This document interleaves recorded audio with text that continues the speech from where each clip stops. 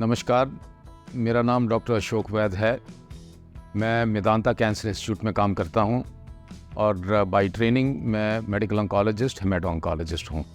आज का विषय रहेगा पैनक्रियाटिक कैंसर, जो एक इम्पॉर्टेंट कैंसर है। पहला कारण कि बायोलॉजिकली एग्रेसिव डिजीज़ है। क्या मतलब उसका? कि ये बीमारी तेज़ी से चलती है, तेज़ी से बढ़ती है और इसका समाधान जो है वो best answer is surgical removal of the pancreatic tumour.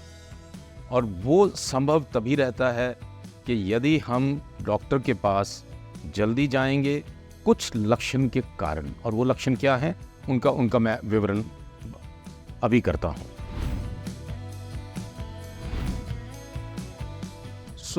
बड़ी एक सरल बात है। पैनक्रियास ग्लैंड जो है वो हमारे डाइजेस्टिव ट्रैक्ट का एक अहम पार्ट है और खाना पचाने में पैनक्रियाटिक जूसेस हैं, पैनक्रियाटिक एंजाइम्स हैं जो बनती हैं।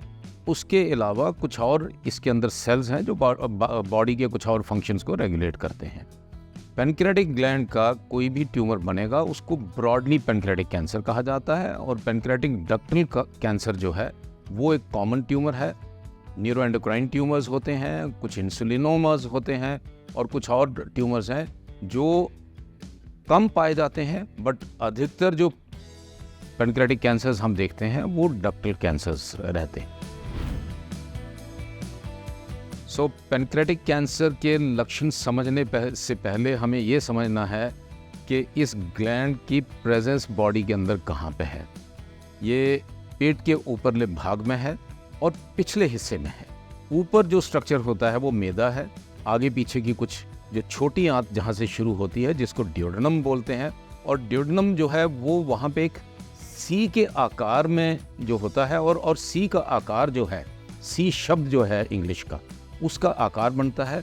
और जो सी का जो अपना एक जो उसमें ये पैनक्रियाटिक ग्लैंड जो है एक किस्म से सटा रहता है। और दूसरा, इस पैनक्रियाटिक ग्लैंड के अंदर से जो पित्त की नली है, गॉल ब्लैडर, लिवर से जो पित्त की नली है वो इसके बीचों बीच गुजरती है और उस आंत के अंदर जो है पित्त को का निकास करती है। अब समझिए कि अगर कोई ट्यूमर बनता है तो पित्त की नली को दबा सकता है, जॉन्डिस हो सकता है। और यदि ट्यूमर जो है वो अंदर की तरफ जाएगा, आंत की तरफ जाएगा, तो आंत में रुकावट कर सकता है।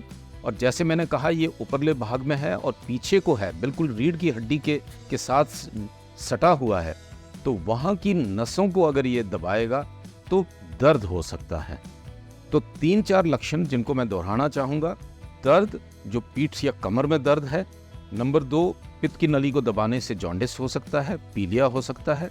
नंबर 3, आंत को दबाने के कारण जो है ऑब्स्ट्रक्टिव सिम्टम्स, उल्टी के लक्षण ये रह सकते हैं। और यदि ये कैंसर किसी और अंग में स्प्रेड करता है, लिवर में जा सकता है, गांठों में जा सकता है या फेफड़े के अंदर जा सकता है, तो उन जगहों पे जहाँ पे कैंसर ये स्प्रेड करता है उनके लक्षण रह सकते हैं। एंड उनमें चीफ जो कंप्लेंट्स रहती हैं पेशेंट की, भूख नहीं लगना, वज़न घटना, सेहत में जल्दी से गिरावट आना, ये मुख्य लक्षण रहते हैं पैनक्रियाटिक कैंसर के। देखिए, जो ये कैंसर है इसमें इतना सीधा कोई एक लाइफस्टाइल, खान पान या ऐसी कोई चीज़ नहीं जुड़ी हुई है। जिस तरह से हम कहते हैं कि तंबाकू के साथ फेफड़े का कैंसर है, मुंह का है, जबाड़े का कैंसर है, वो लिंक्ड है, उस तरह से सिंगल फैक्टर नहीं है। हाउएवर साइंस ये समझती है कि तंबाकू का स्टिल योगदान है, स्मोकर्स में ज़्यादा होगा, ओवरवेट रहने से ओबीज पेशेंट्स के अंदर ज़्यादा होगा, sedentary lifestyle, high fat intake, poor exercise, ये एक रिस्क फैक्टर्स हैं। बट इनमें से ये कहा जाए कि एक फैक्टर को चुना जाए, वो ऐसा कोई जुड़ा हुआ फैक्टर पैनक्रियाटिक कैंसर के साथ नहीं। पैनक्रियाटिक कैंसर सब्जेक्ट के अंदर एक बहुत बढ़िया एग्जाम्पल है मल्टी डिसिप्लिनरी ट्रीटमेंट का।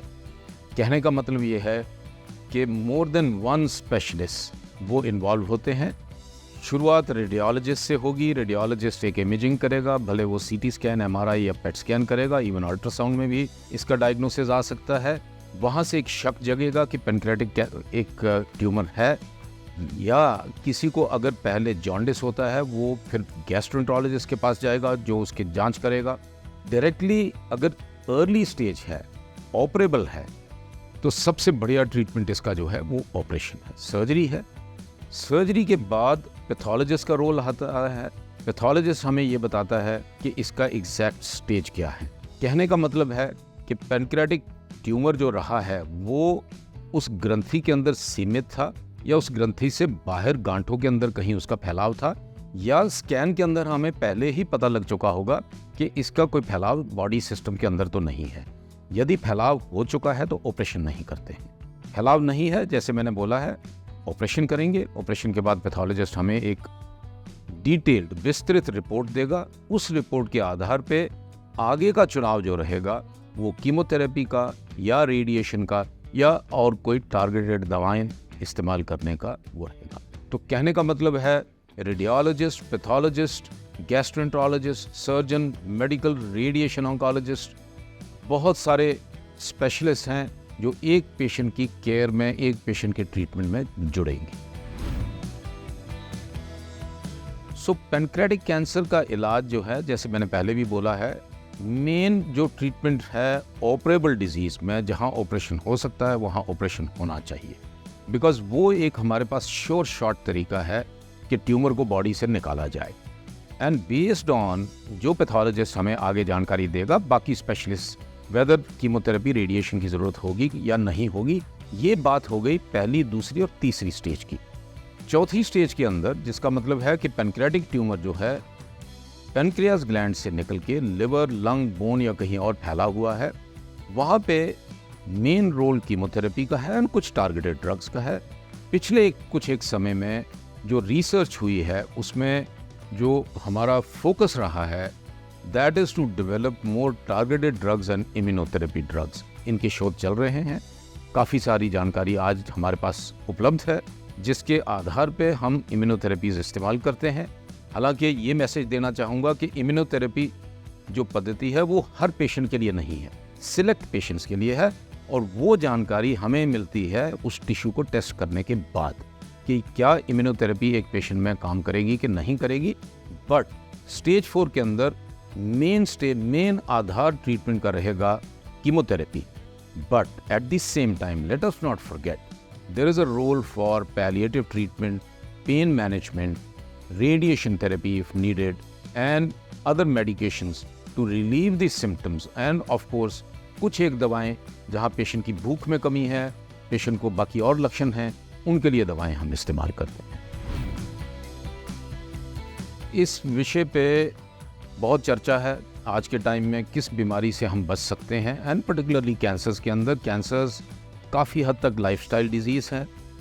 तंबाकू का सेवन, जैसे मैंने कहा, this is one of the tobacco related cancers. तंबाकू का सेवन मत करिए, कोई सेफ टोबैको नहीं है, ये लाइट माइल्ड सब लुभाने वाली बातें हैं, ये सब बेकार बातें हैं। तंबाकू ख़राब है, तंबाकू का इस्तेमाल मत करिए। एक्सरसाइज करिए, बॉडी वेट संतुलित रखिए, फ्रूट सब्जी का सेवन ज़रूर करिए।